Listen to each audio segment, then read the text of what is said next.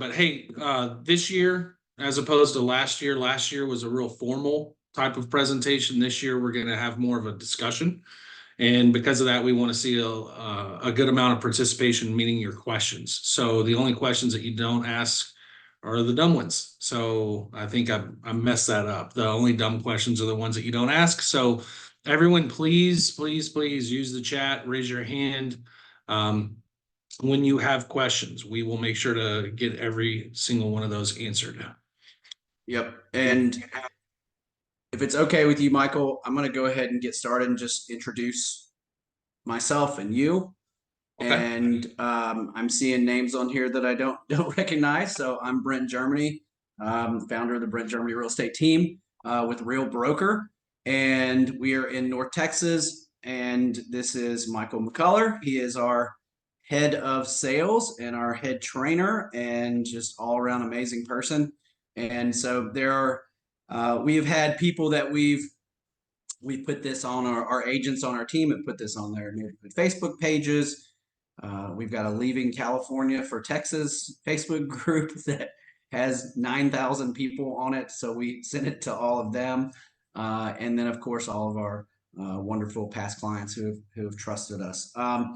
For the sake of getting started, and you don't have to do this, Michael, but I got a good icebreaker for you. How was last Friday for you? Would you like to share? Sure, I will share. And I'm going to apologize right now for the stack of clothes back here. I'm at home. I typically would do this at the office. However, because of what Brent's alluding to, that happened on Friday. So my wife was pregnant, and she went into labor that evening, Thursday night. And we, at about 1 a.m, tried loading up into the vehicle and getting going into Plano to make it to the birthing center. Well, things progressed a little bit faster than we expected.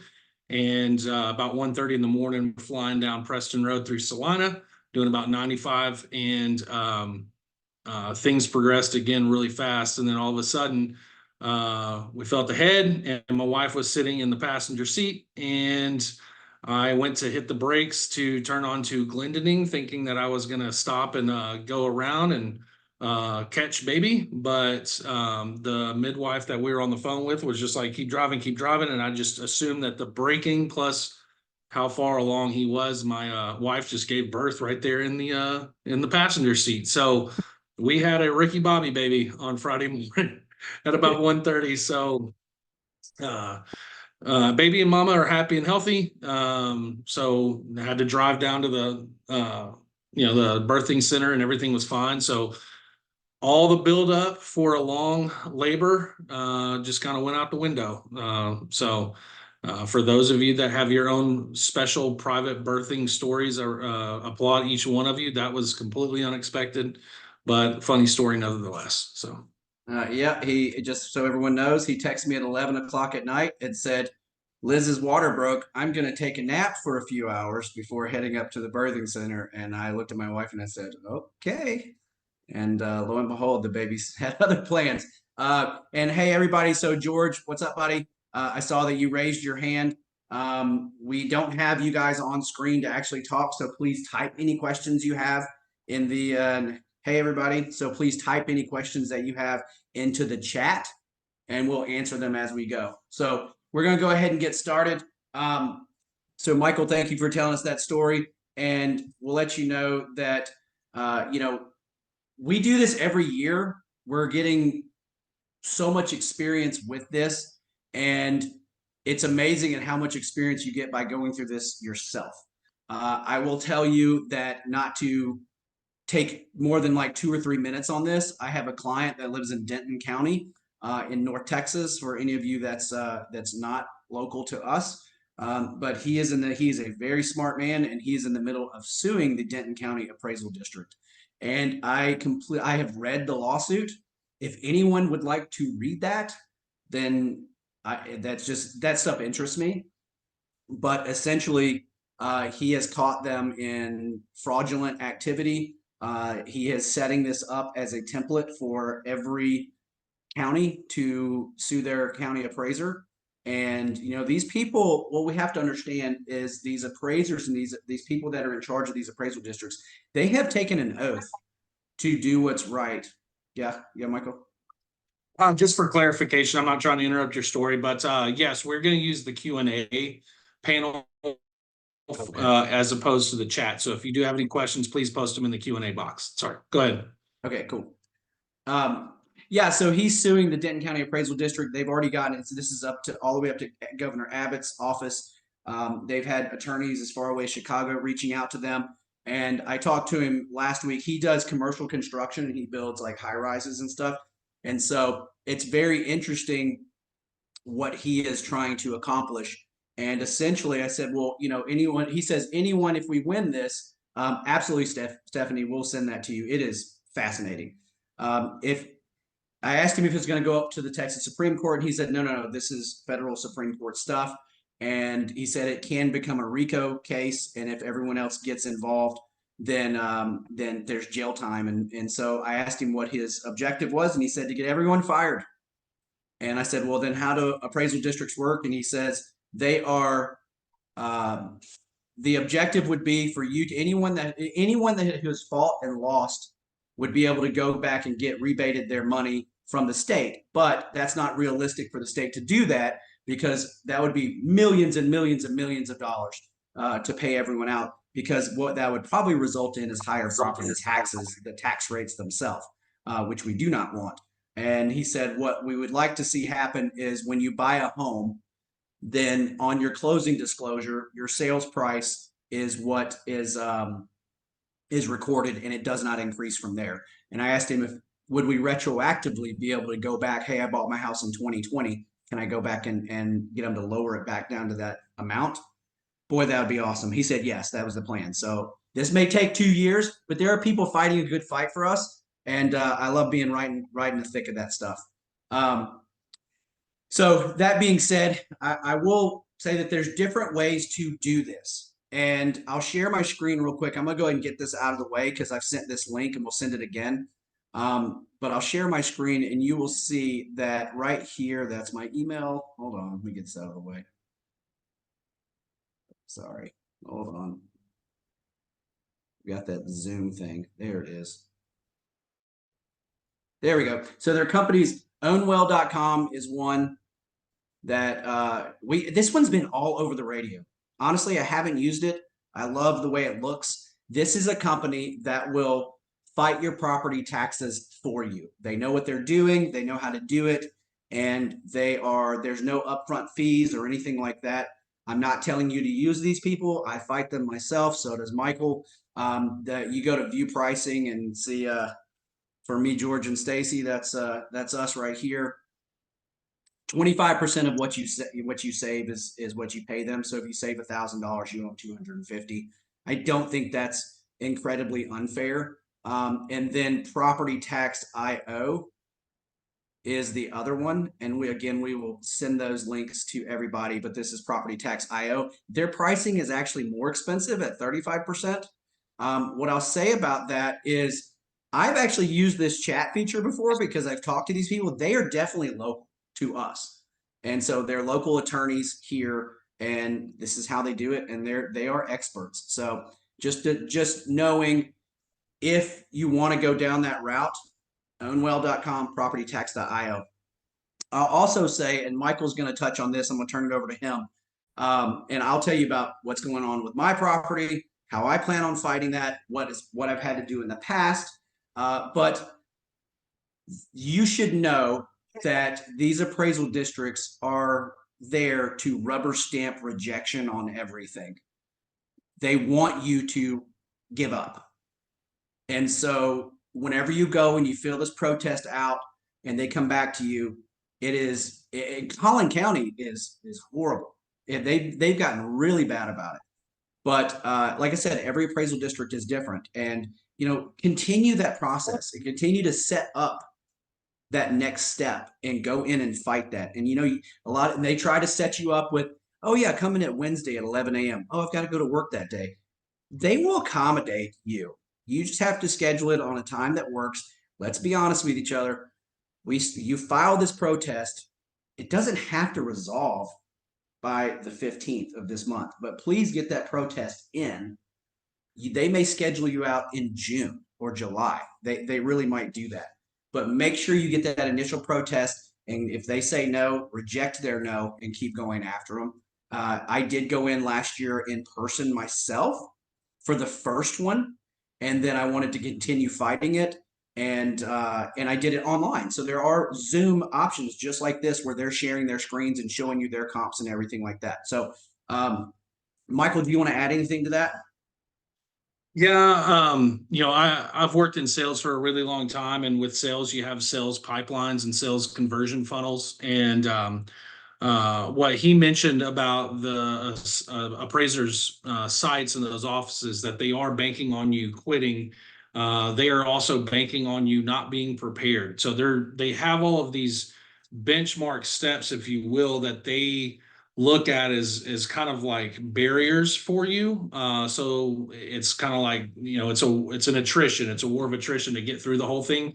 And so they want people to give up. Now, this is why it's also important that we try to tell as many people as we possibly can, because when you have a certain percentage of folks within a community that protests, as opposed to the vast majority of them, it becomes harder and harder to keep your own individual property tax assessments in check, because other folks will allow them to go on and on and on without fighting them. So it really is one of those things that even if you feel like it's not getting you anywhere, it really is. And there's a much bigger picture there, because it is keeping the county appraisers offices in check. And a big part of that is finding discrepancies.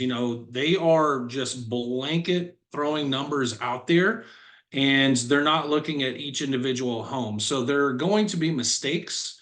I was helping somebody and looking at someone's taxes the other day, and on average, everything within this one community was assessed at around 750 to 850. We found one that was at like 650. So there's an outlier that they may say, well, that's a mistake, but I'm pointing out a mistake. And I feel like if they are going to benefit from your mistake, I should too. And so we're going to talk to you a little bit about what to prepare for when you go into these meetings. But just know that one of the kind of attitudes that you have to have with them is working with them as opposed to fighting them. I know we're talking about fighting your property taxes, but these are human beings as well. And they, just like any other human beings, are sensitive to how we approach them. So what I'm going to show you is the way that I have done it. I filed mine in Denton County for 5 years and was successful every single one of those years. One year, I actually submitted a request off for a lower amount, and then whoever was responsible for checking it didn't do their job, and they actually sent me a rebuttal, a counteroffer, if you will, below what I was asking for. So they are fallible just like anybody else, and we want to use that to our advantage. But when you go in, just know that they are not expecting you to be prepared. And what we hope to do today is show you a couple of different ways of doing this to get you a little bit more prepared. I know a lot of people talk about things like, well, the traffic has gotten really bad. 380 through Collin and Denton County is terrible, and it's hurting home sales, and there's crime in this neighborhood, or there's not enough curb appeal. All of those things are good to keep in your back pocket in case what we're going to show you does not work. So the question and answer was going. There was one person that did ask, and they said, I filed my homestead exemption in March of 2024. I bought it in September 2022. My appraisal value went up $10,000. This is my first time doing a protest. What should I submit? Again, that's what we're going to show you here in just a moment and get you all prepared. I heard that if this is the first time, I don't need to show comps. Thank you. Comps are just one of those things, that numbers, you can manipulate data to make any narrative you like, but it's data, and you can't manipulate the actual numbers themselves. So it's usually the easiest way of going about it, as opposed to walking into an appraisal panel and not having data with you, and then just telling them you feel like they are not treating you fairly. So we're going to show you that here in just a minute. Brent, if you want me to get started, I can show you how I do it. Is there anything that you want to add in first before I move on? Yes, and I want to touch on filing their homestead in March 2024 when you bought it in 2022. The big question that I have for you is, did your homestead exemption fall off January of 2023? And so you didn't have a homestead exemption for that whole year. If that is the case, you need to show them that that actually is their homestead. That was your homestead and that was a mistake. And they should they will retroactively pay you back. They should pay you back because you paid too high of taxes because you didn't get your homestead exemption. So that's one of those things that a lot of people miss whenever they buy a house, is going to file that homestead exemption. Thankfully, they changed the law to where you can file it immediately. So that is something that I'm glad you got that done. But let's go ahead and talk to them about that whenever you say, hey, look, I filed my homestead exemption way too late and I went all 2023 without that exemption on there. They should be able to retroactively. That's a big key part of your protest right there. And Michael will let you know that I don't know if it's my internet or yours, but you're kind of fuzzy. So if you see one of us go off camera, that usually helps us. But go ahead and get going. Okay. And one thing I will say to you all, and you may need to stop sharing. One thing I will say to you all about homestead exemptions is, if any of you pay attention to what's happened in the state, they did increase the homestead exemption amount last year up from $40,000 to $100,000. That's significant. It is awesome. It's great news. However, these county assessor sites need to make their money. And anytime that you feel like our livelihood is threatened, then they're going to adjust on some things. So I'm just telling you all right now, do not be afraid. Do not be intimidated. These are, again, human beings that we have to point things out with. But I would completely expect them all across the board, Tarrant, Rockwall, Dallas, Colin, whatever, that they're probably going to put up a little bit more of a fight because they're trying to make up a difference there based on the change in homestead exemption amount. For those of you who have not filed a homestead exemption, I want to show you all real quick. This is MLS, and we'll get into this here in just a little bit. But when you go to the Denton County, this is Denton County. All of these county appraiser sites should look very similar. And if you have not filed your homestead exemption, or you know someone who bought a house recently, it's a good reminder for them, like, hey, make sure you do it. What you need to make sure is that your ID has your current address on it. So if you know somebody that closed on a house recently, make sure you tell them to change their ID. But if you go to taxpayer info, there's a link that says forms and exemptions. And when you go there, it'll just say homeowners, and you can just click on your homestead exemption form. And this is a copy of the form. It's pretty self-explanatory. It'll ask you what sort of exemption you want to apply for. And again, there are a number of them that you can apply for. Some of these questions may not apply to you, but just answer this to the best of your ability. And it may ask for very specific information, like your property description, which is your lot and block number. And if you need that, because a lot of these forms say answer if possible, if you don't know it, reach out to your agent or simply reach out to us and we can pull up your address and give you the lot and block number.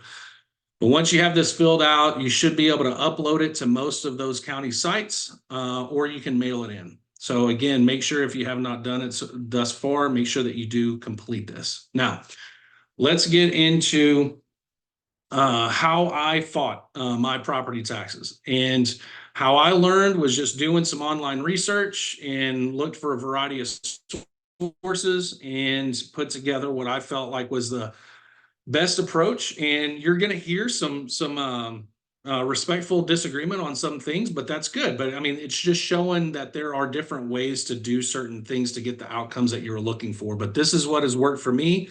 We make no guarantees that this will absolutely work for everybody. We are not the type of people that you pay to do this. We're just showing you from our personal experience what we have done and what has worked well and what has not worked well for us.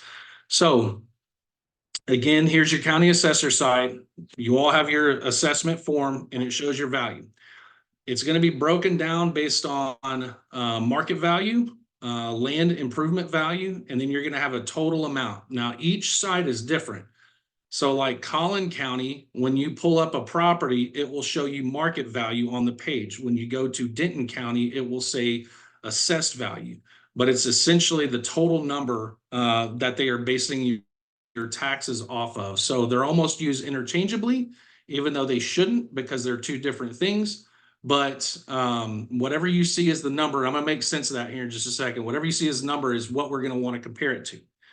Now, I have been the type of person that has felt like sales comps are not an accurate representation of what we're looking for in protesting taxes. And the reason why is that a lot of times sales comps, home sales are based on what the market is doing right then and there. And so you may have a lot of examples of sales of homes that the price on it has far exceeded what is in the appraisal site. So what I tell people when I'm doing this is that you don't need sales comps.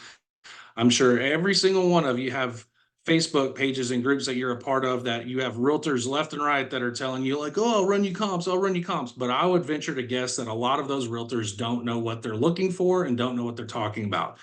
Not to bash on realtors, but do we really know what we're looking at? And are we comparing apples to apples? Or are we comparing apples to oranges? And so I'm trying to give you the tools necessary to compare apples to apples. So I have got the site pulled up.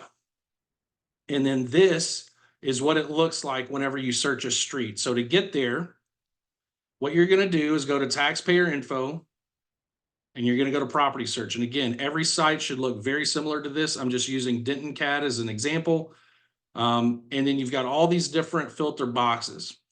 The best way to do it to pull houses near you is to go to by address and then just simply put in the street that you're on. Now I'm going to use an example, a fake house. This house does not exist, but we're going to say it's 1234 Jonius Creek, which is in Paloma Creek in Little Elm. So it's zoned for Denton County. And so if I want to find comparable values, I'm going to want to look for homes that are on that street and adjacent, basically within that same subdivision.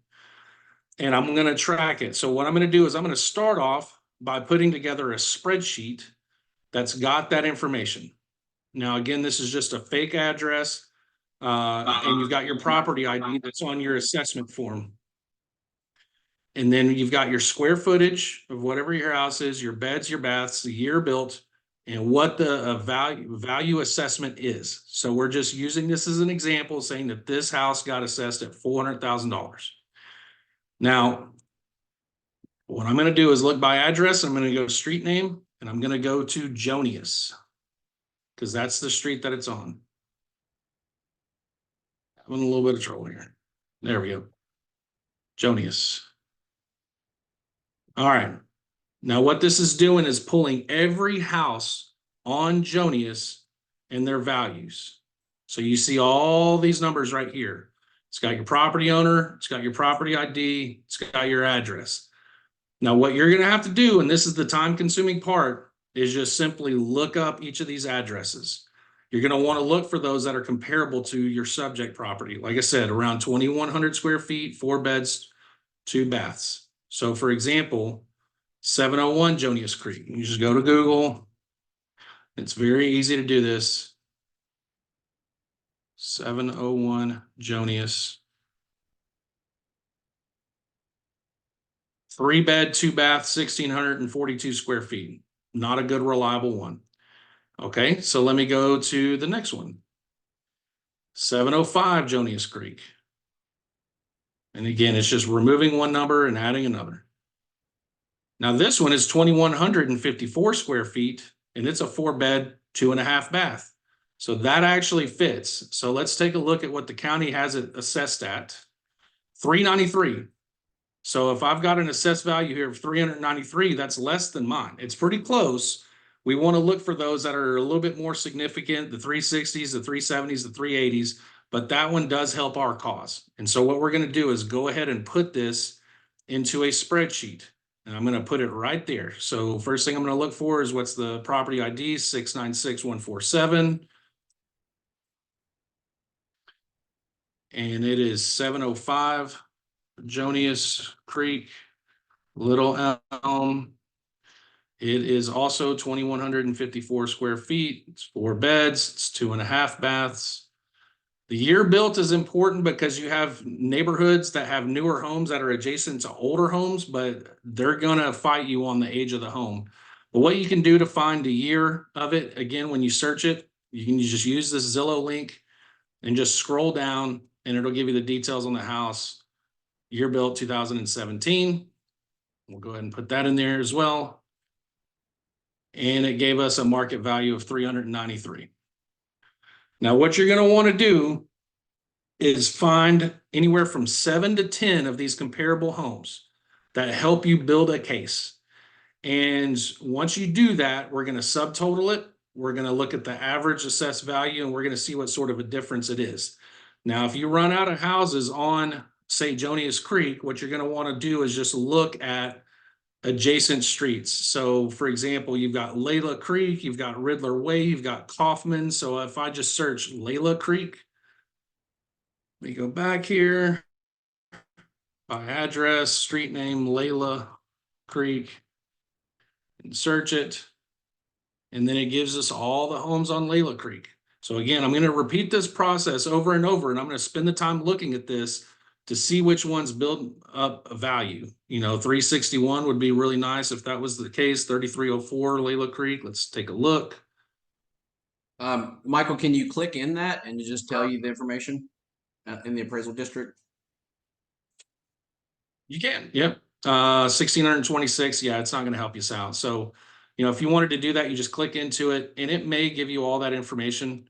Here's your lot and block.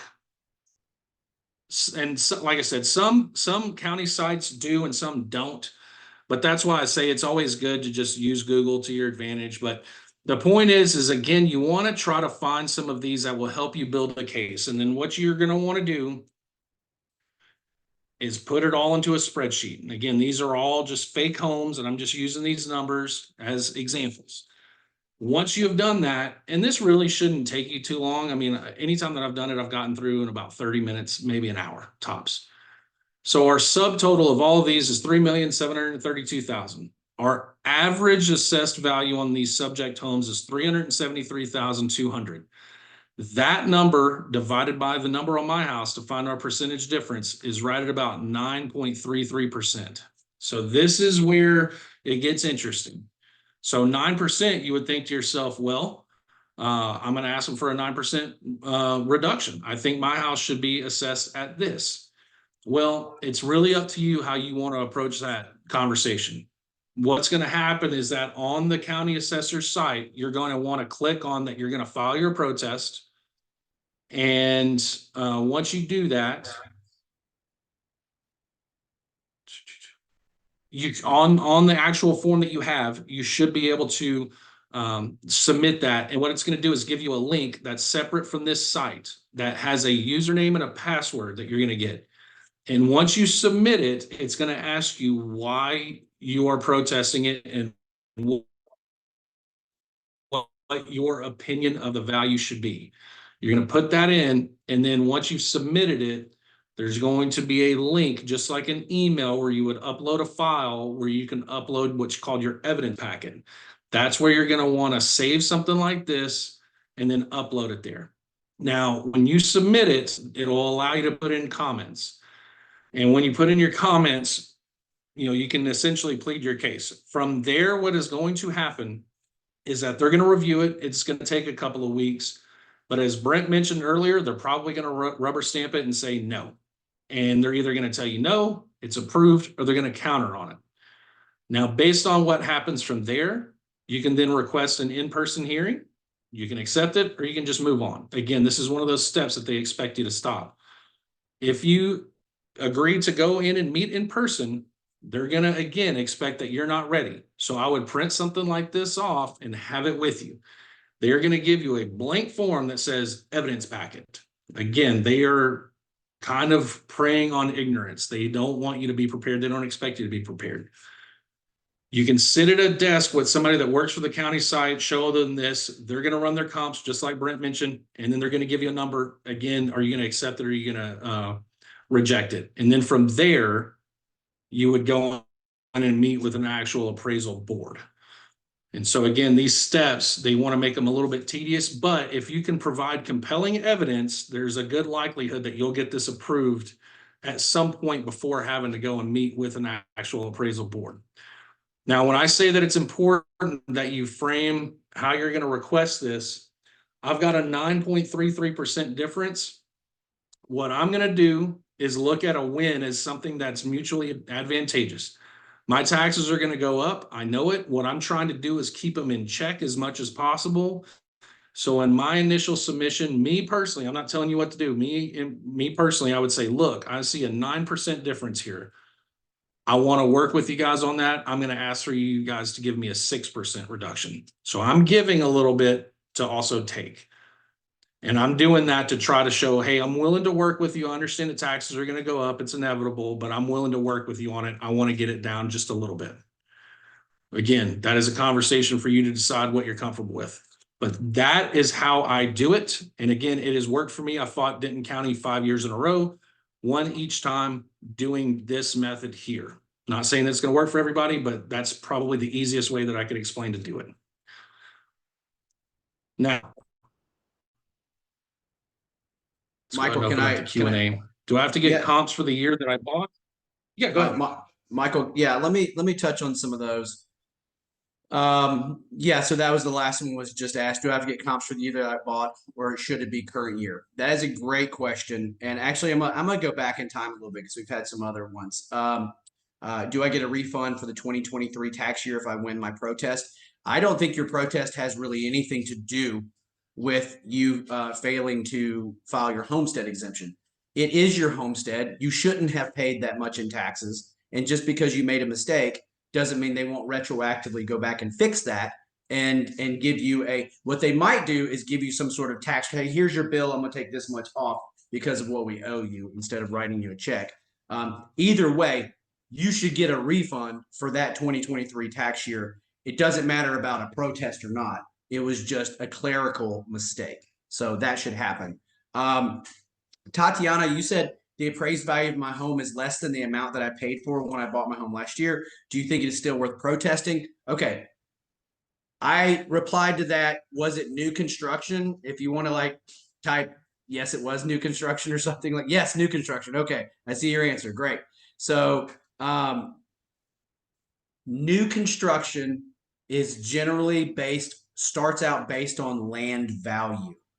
So it's going to be lower and it's going to incrementally get higher. And that's where I got to tell you, I would not protest that at all. I would be happy that it's lower than the price you paid for the house. And so your lender that you used, generally when it's new construction, they have to escrow and they have to be taking your property taxes. You're paying your principal, your interest, your taxes, and your insurance. So that taxes portion, they generally estimate 80% of what your purchase price is, and multiply that by the tax rate, and that's where they're coming back into what's going into your escrow account. If it's lower right now than what you paid for the house, you just need to wait for it to be higher, because it's going to continue to go up every year. And that's just one of those things that that lawsuit I mentioned at the beginning, it's this unilateral arbitrary increase of 10% for everyone. These people take an oath to do their job correctly, and instead of doing that, they're crooks and they're just going across the board raising everyone 10%. But for you, I definitely would not do that. Do we not account for price per square footage? What Michael's doing is doing it from sort of the non-realtor way of doing this. And this is where he mentioned I may push back on him a little bit, because this will answer one of the other questions as well. In what common sense tells you, when you want to know the value of what a home is, you use the most recent 6 months. Okay. When your tax bill comes out, yes, they mail it to you. Last month, a month ago is when most of us receive them. They will go tell you that they used, so you would say, okay, let me get comps from like 2 months ago, right? In the last 6 months. Well, they're going to tell you that we came out with your assessment on January 1st of 2024. And they will want you to use more current comps. And to me, that there's not a lot of logic to that, because if you're telling me what my house is worth on January 1st of 2024, well, what evidence are you using? You're not using future evidence. You're not using future sold comps, because that is what the appraisal district is going to do. When you do that protest, they are 100% going to be using sold comps, which again, don't get me on my pedestal of preaching things, because Texas is a non-disclosure state. And for an appraisal district, and we're not supposed to disclose that, our sales price, and for an appraisal district just to open up and show you comps, sold comps, to me, that's illegal. I'm not a lawyer, but in a non-disclosure state, they're not even supposed to know that information on what things are selling for. But lo and behold, they just have it, right? That's, again, me getting on a pedestal and preaching a little bit. But they are going to want you to use January to like March's-ish comps. If you go back a year, and this is so interesting, y'all, this just proves our point that it is just a mess with these appraisers. I literally had a HELOC appraisal on my house last Friday. And I said, hey, this is great, because I plan on showing them what it appraised for.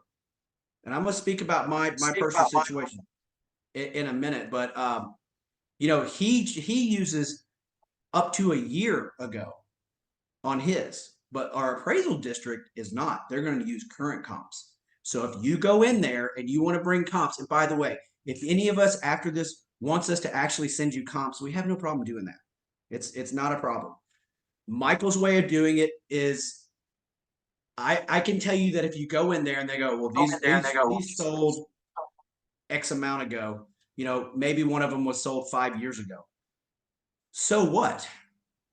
What he's still showing them is what the appraisal district is assessing that property's value on January 1st of 2024, just like they are with everybody else. These are all updated to what they're saying these people's houses are worth. Why is theirs worth 500,000 when mine's worth 750,000? It's the same square footage and same bedrooms and bathrooms.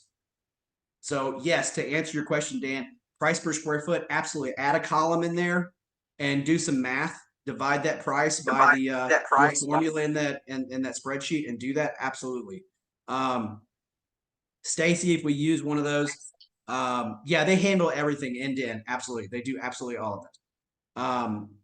And then when I go to Denton CAD search, okay, so you can show that for Stephanie. And then actually, is it okay, Michael, if I jump in as yeah, do I have to? Oh, by the way, if anyone has recently bought a house, when I bought my home in Prosper, we closed in maybe July, and then I got my notice, and they said, "Hey, this is your value as of January 1st," and it went up 10%. When I protested that, I didn't bring comps. I didn't bring anything other than my closing disclosure. And I said, hey, I closed on this house on January 28th of 2020. And you're telling me that 150 days later, it's now magically 10% higher? Yeah, right. And I said, and I showed them my appraisal. It's like, so you're going to say my appraiser was dumb and you guys are smart? It's like, no, that's not how this works. And they immediately lowered it down to I didn't even have to go. That was informal. They said, sure, you're right. And they lowered that down. So if you bought your house recently and it's gone up, then you have an easy case, in my opinion. Mine is a little different. My house, and Stacy and George that are on here, they live in my neighborhood. Our neighborhood, my bad, guys. We built a back patio, so we have a structural improvement, and there is a little star, a little asterisk on that appraisal district notice that it says, you know, everyone says, oh, the maximum is 10%. That's the highest they can do it, plus any structural improvements. Well, I built a back patio in 2022. They raised mine last year 30-something%. Well, I got my bill again. They raised it another 32% this year because of structural improvements. They said that I'm assuming it's the back patio. That's the only structural improvement, that it went up $283,000 for a back patio without walls. Or if that's a house.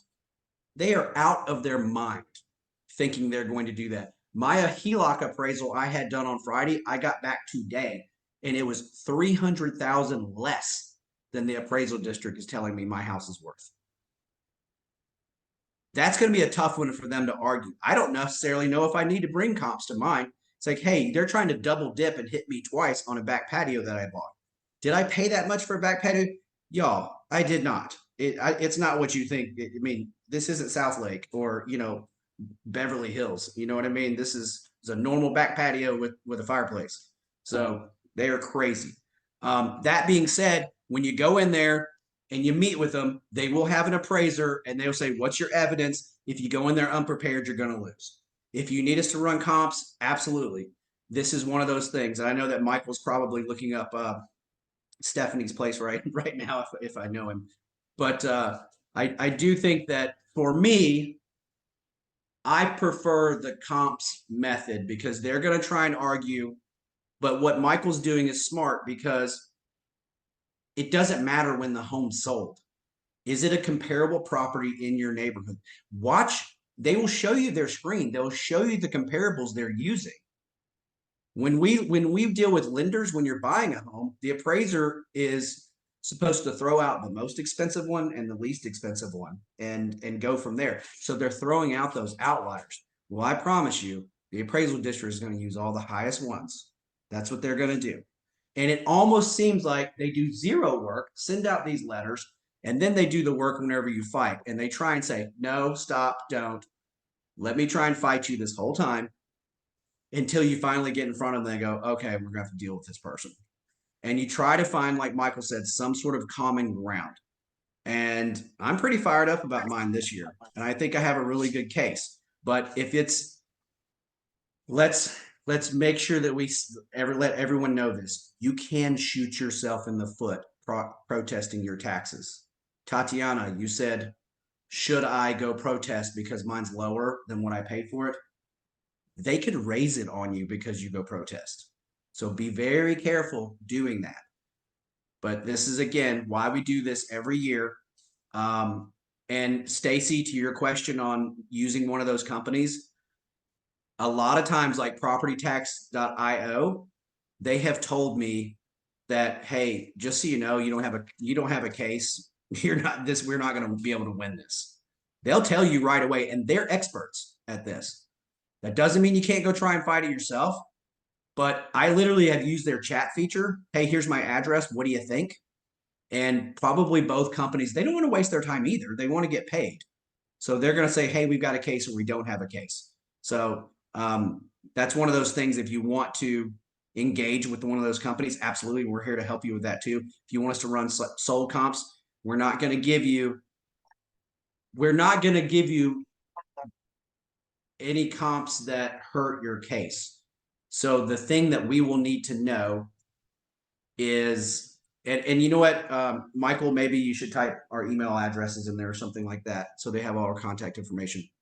But if you want us to do that, we need to know what the market value of your house is and what the appraisal value of your house is, because we need to know what it's coming back at, know what we're working with, and some specs on your house. You could even take a picture of your tax protest form and send that to us. That would be really helpful, honestly.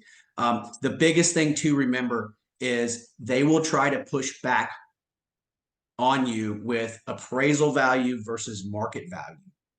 And they will say, all right, we'll lower your appraisal value by $30,000. And you're like, oh, cool, I got something out of it. And then they don't change your market value at all. It's like they don't do that at all. And it's like, well, what was the point of that? You want to get your market value down. That's the big number.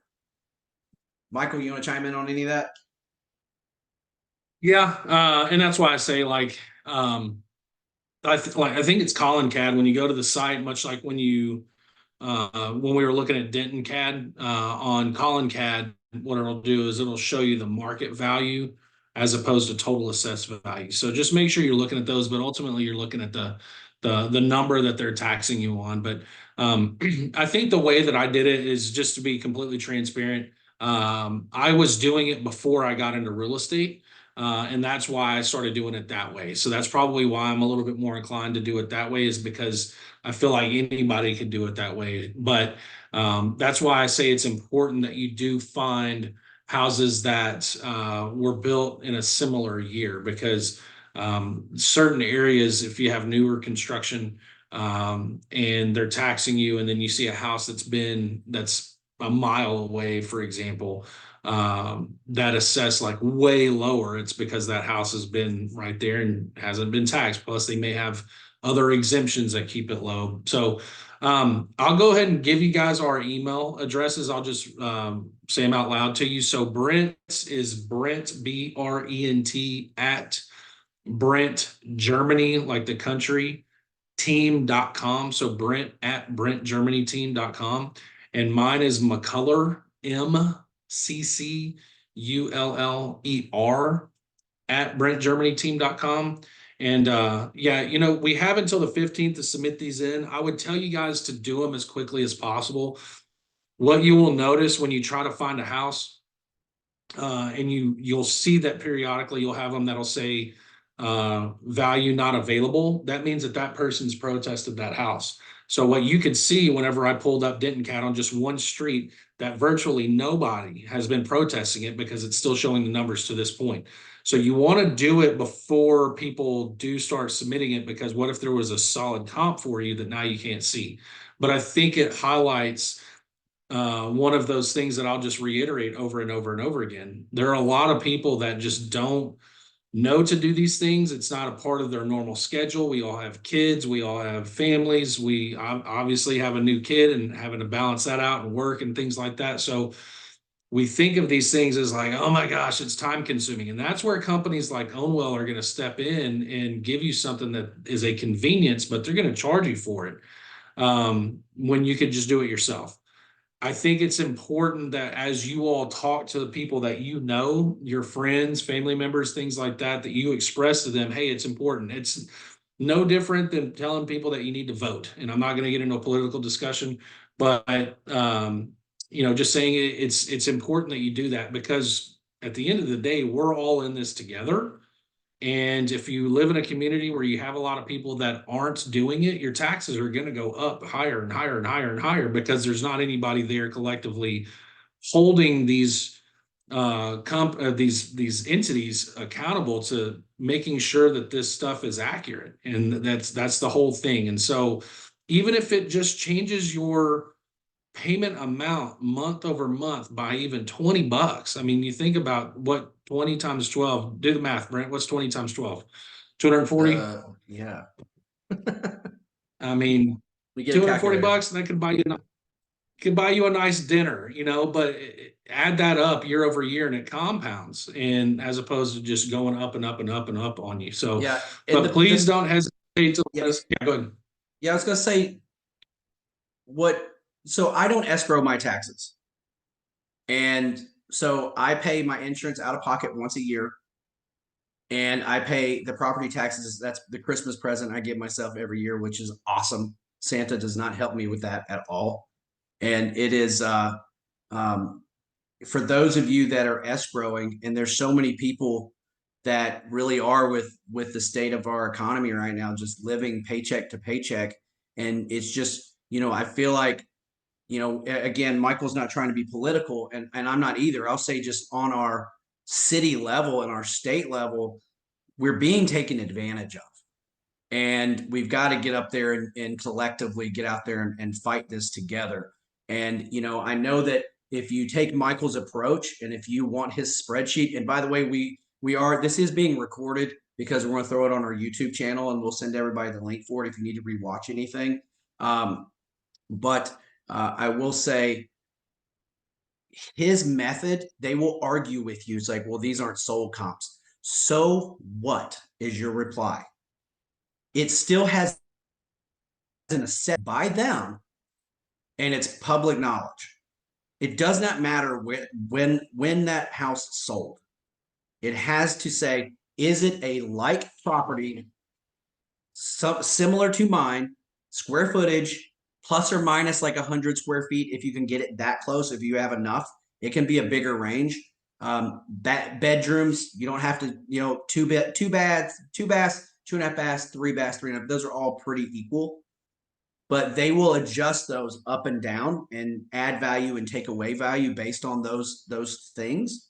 But you can't tell me that if they've assessed their value, just your neighbor's value, just like yours, that shouldn't be a comp that you shouldn't be able to use. That is an argument you should be able to make all day because it's logic. But just like anything else in government, there's not always logic behind what people are doing. So that doesn't mean they're not just going to tell you to pound sand. They might. That's what these lawsuits are for. And so make sure that you keep going after this and keep fighting it. And like I said, I know Michael told you our email addresses. Listen, when you sign up with Zoom, you register with an email. We'll do a BCC, and Jen, my assistant, will do a BCC email out and make sure that you have the links for Property Tax IO. Actually, before that goes out, Michael, if you want to do a blank version or that fake version of your spreadsheet, we can attach that to it as well. Ownwell.com, propertytax.io. The link to the YouTube channel will probably come tomorrow, so we'll probably send you this in the morning so we have time to do all of that. And then you will have our contact information if you want to reach out to us individually for anything at all. We're here to help. It takes a village, right? So we're here to help. One thing I will say about what he was just saying too is I don't want anyone to worry that if you have to set something up where you actually have to go to the county site, that it's going to be like going to the DMV where you're going to be sitting there all day. Because they schedule these out, it's usually in and out pretty quick. I think the most amount of time that I was ever in any one of those was maybe 30 minutes. They try to stagger them out. You can be really strategic about when you set up your protest.